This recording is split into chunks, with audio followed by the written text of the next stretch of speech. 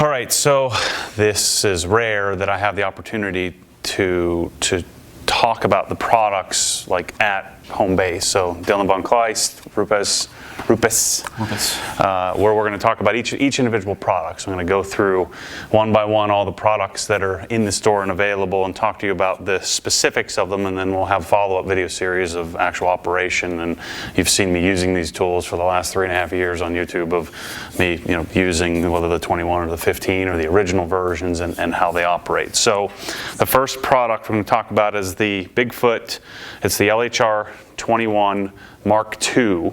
Right, the Mark II machine, yes, which I spent a lot of time this week going through some of the differences. One of the big differences aesthetically between this and the ES or the original gen is the size of the body here, a little fatter, right? Yeah, just a touch, and it's more motor mounts. It's a lot of internal buttressing kind of. Yeah, we spent. I was able to see the size of the motor difference, the windings inside the motor. It necessitated a little wider body.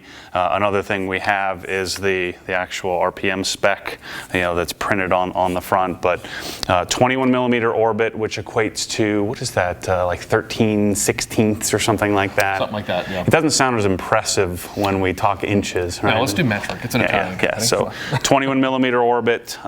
This obviously is a dual action polisher, not a rotary or not a direct driver gear driven machine. Mm-hmm. Trigger here.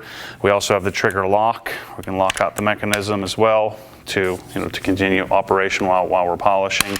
And these come with, is it the 6-inch backing plate? Yeah, 6-inch backing plate, 150 millimeter, and it uses the 180 millimeter faced foam pad, so 7-inch foam pad basically. What's the recommendation? I mean, I know a lot of guys will modify and put a 5-inch backing plate. I know it's not designed for that. Mm-hmm. What's the official stance on? It's kind of an argument of can and should. Can you? Yes, it will bolt up just fine. Mm-hmm. Our official recommendation as a manufacturer is, and as you've learned this week with the training here, is that it's a lot of balancing in there. So you've paid a premium amount of money for a tool that's extremely balanced. Right. By shrinking that, you throw that weight dynamic off, so there are some issues with additional vibration. Could lead to premature wear on some internal parts.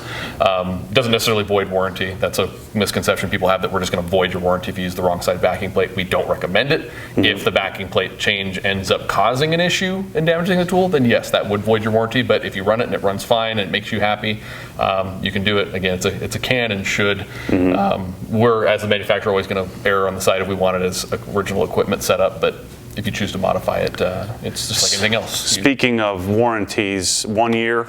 1 year manufacturer's warranty on basically all manufacturing defects. So if anything goes wrong in the first year that isn't the result of you dropping it or something just wearing out because you used it a ton, then we cover that 100%. These are all now, we can ship them to Denver. Mm-hmm. And if it is out of warranty, you're telling me about $85 for anything here and down and here and up. Yep, right? Basically everything other than the center section of the tool. So basically where the motor lives there, that's an area which shouldn't get damaged unless it gets like an impact or something. But everything north and south of that is covered, including round trip shipping for $85. We recondition the whole tool. So what do you guys do? You send a shipping label or? Yep, customer fills out the thing on rupesusa.com/repairs. Right. We reply with a FedEx return label. They send it to us, we get it, and about a day later we flip it around and send it right back to them, and it's like brand new.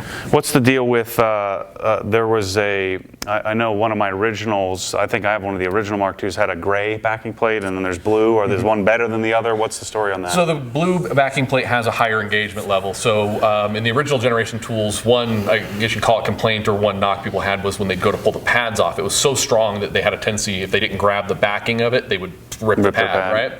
So on the Mark II, when we introduced it, we used a lower engagement one. Well, the problem there was then people were using pads that aren't ours or using the tool at a higher than recommended speed, and they'd melt that backing plate. So we've switched back to the high engagement one because we figure having the pad not come off is better than having the pad come off. Right. So blue is the standard backing plate. So if you have, there's nothing wrong with the gray. Yeah, nothing wrong with the gray at all. Just a little less grip to the hook and loop. Yeah, it still has the lateral engagement, just doesn't have the same strength. Other couple of little difference is this has like an ergonomic or rubber little pad that the ES, that the original Gen 1, which you can still get, by the way, that the ES doesn't have.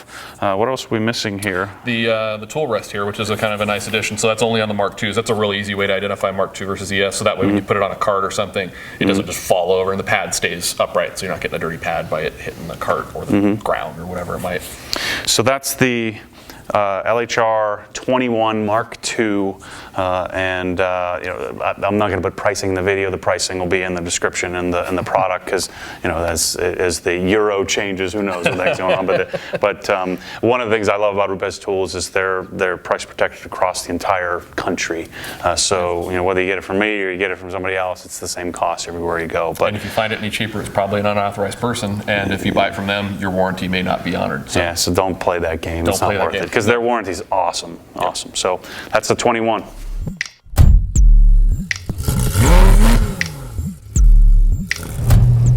Because what happens when the force pulls you back, your foot naturally comes off the gas. You have to keep your foot to the floor, foot to the floor.